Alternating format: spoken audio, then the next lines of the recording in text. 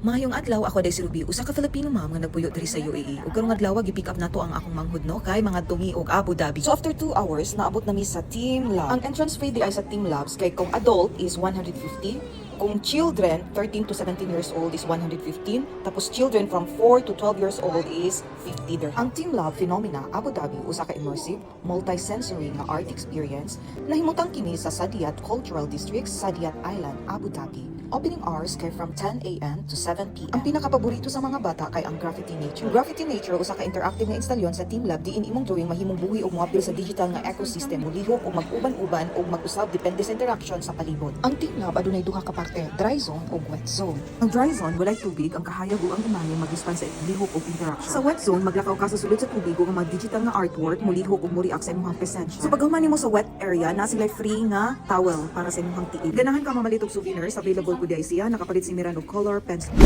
Grabe ka init sa gawas. Paghuman na mo sa Team Lab, nagdesisyon mi nga sa Dubai na mag-lunch. Late lunch na ni, padulong nami karon sa Mr. Crab Restaurant. Dapat mag-apron ta aning plastic hang dili mahugaw kay perti baya jud na akong tangaan. Nag-order di ay mi og sample platter and grilled platter. Ang grilled platter igo na ni sa 4 to 5 ka tawo, na ni siya blue crab, squid, shrimp and half shell mussels og may unlimited rice. Paghuman naman nga ni diretso na kumbana sa Pro Store para mamalit og Russians na. Namalit kog sweets diri kay murag giluod ko sa akong gikaon. Karon padulong nami sa balay sa akong manghud no para i-drop sila. Wala naman nilog-lihok sa Amelia perti naman kapuyag nawong. So maura to, bye.